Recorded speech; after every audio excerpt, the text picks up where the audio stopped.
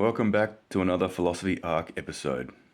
In today's episode, I'm covering a very special and super important topic for all us humans, and most importantly, all us men.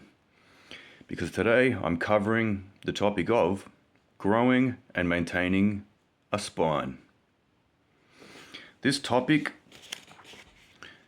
builds upon the previous episodes of the Phill-osophy Arc series of resilience, being a weapon, feeling worthy, master of emotions, and the master and dog.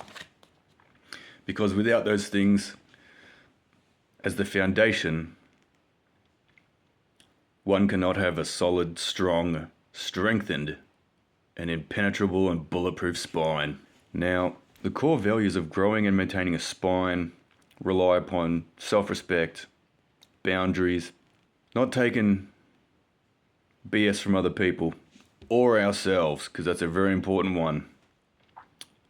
Putting up with our own excuses and everything and blaming other things and other people and other avenues weakens our spine and doesn't make us strong.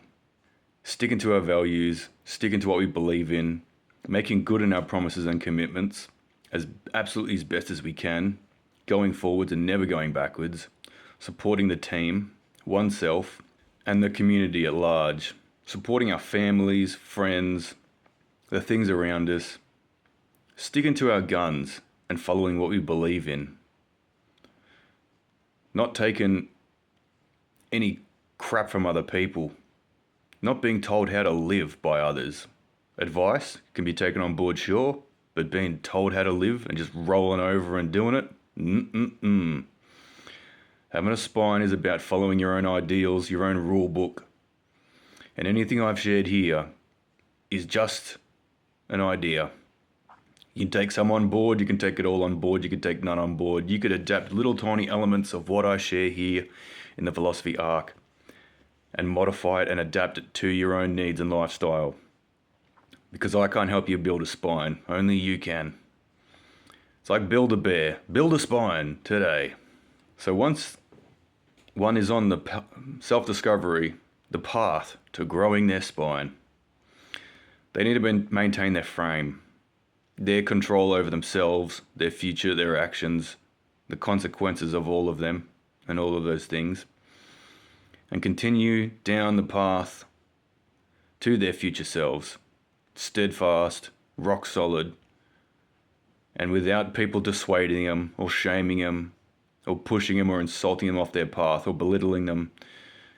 Because when we are belittled and shamed and we cave in, we give up because the crowd goes, wow, that's real stupid, it doesn't make sense. But then look inside of yourself, as I look inside of myself, and stay strong. Commit to your ideals and plan, and don't let others derail it, because people will talk you off your plan, shame you off your plan. And if our plan can be so easily shaken and derailed, then our spine wasn't strong enough in the first place, and one must start again. Because it will take many attempts sometimes in life. As there is many discs and vertebrae and connections in the spine, one must make many attempts to build each disc and vertebrae and strengthen it with the spinal fluid of life, which is commitment and dedication and hard work and the blood that goes into it and the sweat that comes from it through the skin and all that. One must build their own spine like a beautiful tower. And once the spine is strong and it knows what it wants and it has its own will and it directs and leads our life like a compass needle pointing to our true north. Now go out there, folks. Find out where your spine is. Start watering it and nurturing it. This is Racer. Catch you later. Hey, future Racer here. If you're finding the Phill-osophy Arc series inspirational, educational, entertaining, humorous, or it's giving you a little smile, think about liking and subscribing. If you have a family member, loved one, or friend who you think could equally benefit from this series, think about sharing it with them. And if you find this series stupid or lame, please go down to the comments and tell me why. Because without your help, I can't grow as a human being.